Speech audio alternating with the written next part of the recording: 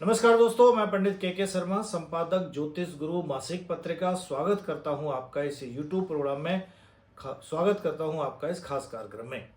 आज इस कार्यक्रम में जैसे हमेशा की तरह से हम आपके समक्ष उपस्थित होते हैं बहुत ही ज्ञानवर्धक, रोचक और जिज्ञासु विषय के साथ।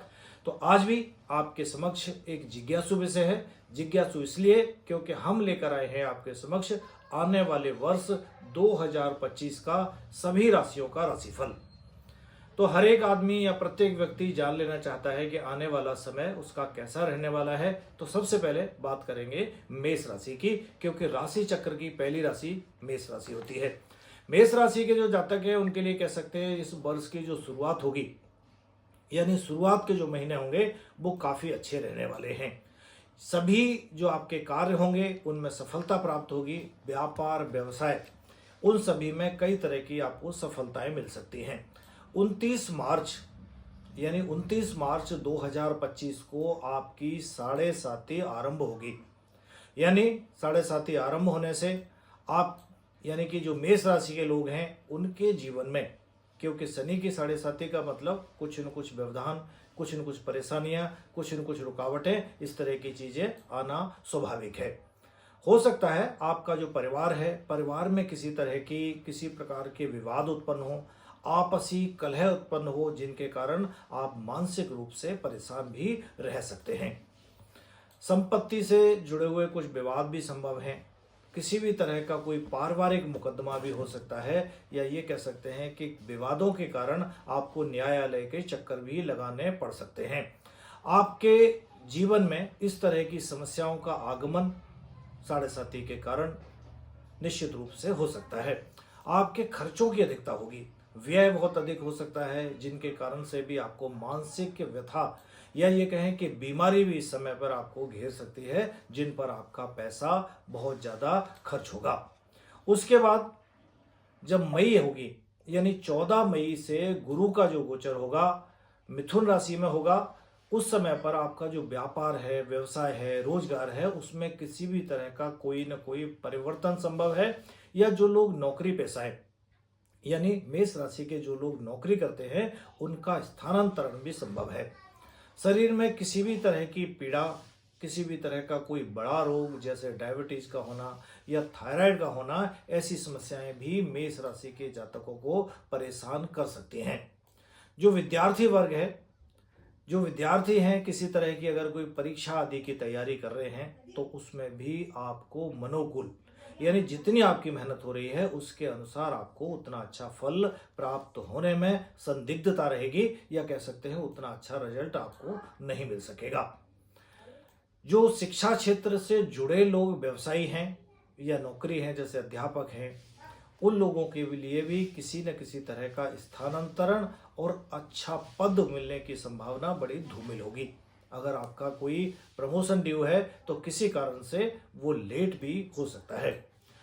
अगर आप मेष राशि के जातक हैं, विद्यार्थी हैं और विदेश में जाने की, यानी बाहर जाकर पढ़ाई करने की इच्छा रखते हैं, यानी आप चाहते हैं कि विदेश जाएं या कोई अच्छा प्लेसमेंट की इच्छा आपकी रहती है, तो उसमें भी किसी न किसी तरह की रुकावट या ये कहें कि उसमें भी व्यवधान आने की संभावना चल रही है। यानी अब जो लोग हैं, जो ऐसे हैं, युवा हैं, विवाह योग्य हैं और कहीं न कहीं से उनकी विवाह की बात चल रही है, तो बहुत ज़्यादा ज़रूरी होगा कि पहले जो पार्ट है, इस वर्ष का पहला पार्ट, यानी कि जनवरी से मार्च अप्रैल तक उसको फाइनल कर लें, वरना किसी न किसी तरह की समस्या वहां भी आपको उत्पन्न हो सकती है। कोई बाधा आ सकती है जिसके कारण आपका विवाह कैंसिल भी हो सकता है, या किसी तरह का मनमुटाव भी संभव रहेगा। आने वाले समय की अगर हम बात करेंगे तो मई का जो महीना होगा, 30 मई को राहु और केतु का भी परिवर्तन होगा। यानी उस समय जो परिवर्तन होगा, यानी कि राहु का गोचर और केतु का जो गोचर होगा, इस समय पर जो संतान प्राप्ति की इच्छा रखते हैं उन जातकों के लिए भी कोई न कोई रुकावट आ सकती है। हो सकता है कंसीव करने में प्रॉब्लम हो सकता है किसी तरह का गर्भ आदि पर कोई दिक्कत आए, खराब हो जाए, इस तरह की समस्या भी संभव है, या वो पूरा डेवलपमेंट उसका ना हो पाए। गर्भ में जो बच्चे पल रहे होंगे उनको भी किसी न किसी रूप में कोई न कोई व्यवधान, कोई न कोई रुकावट, कोई न कोई कष्ट उत्पन्न हो सकता है। जो विवाहित स्त्रियां हैं और गर्भवती स्त्रियां हैं, यानी जो स्त्रियां गर्भ में हैं, जिनके गर्भ पेट में है, उन लोगों को किसी भी तरह की कोई दिक्कत ना होने पर भी डॉक्टर के संपर्क में रहना चाहिए या उनसे परामर्श समय समय पर लेते रहना चाहिए। पढ़ने वाले जो छात्र हैं या जो प्रतियोगी किसी तरह की परीक्षा देने वाले छात्र हैं, वो भी किसी न किसी रूप से चूक सकते हैं, या जो मनोकूल प्रभाव रिजल्ट जो आने वाला था उसमें किसी न किसी तरह की समस्या उत्पन्न हो सकती है। जो लोग विदेश में नौकरी करने की इच्छा रखते हैं, उनको कह सकते हैं कि ये गोचर जो होगा वो पॉजिटिव रह सकता है। कोई अच्छा ऑफर आपको प्राप्त हो सकता है। व्यापार से जुड़े जो लोग हैं, उनके व्यापार में उतार चढ़ाव संभव है इस वर्ष।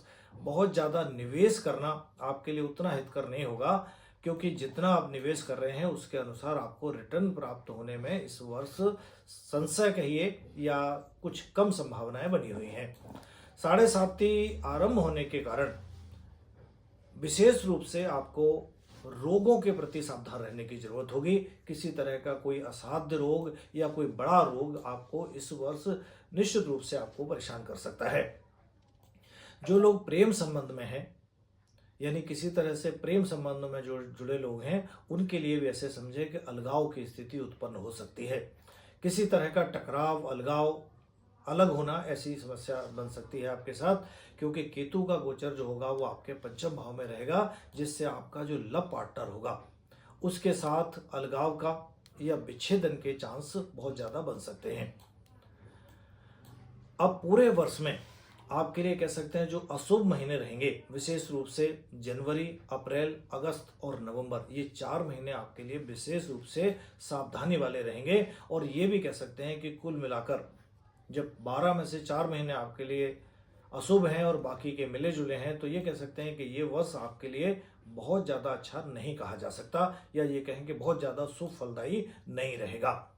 आप क्या करिए, इसके लिए थोड़ा सा जो दुष्प्रभाव है, जो किसी तरह का इस वर्ष आपको दुष्प्रभाव है, उसका कम असर हो और आपके लिए थोड़ा सा अच्छा बन सके ये वर्ष या शुभ साबित हो सके। आपका जो जन्मदिन होगा उस दिन पर आप अपने यहाँ रुद्राभिषेक का आयोजन करिए, यानी अपने जन्मदिन पर रुद्राभिषेक का आयोजन करें। किसी विशेष तीर्थ स्थल पर, यानी किसी धार्मिक स्थान पर जाकर हनुमान जी की कोई पूजा भी संपन्न करें। इससे भी आपको सकारात्मक फल मिल सकते हैं। आप चाहें तो जो भी आपके इस वर्ष भर शुभ अवसर आएंगे, आपके किसी भी तरह का कोई शुभ अवसर आता है, उस समय पर दुर्गा सप्तशती का पाठ करवाएं।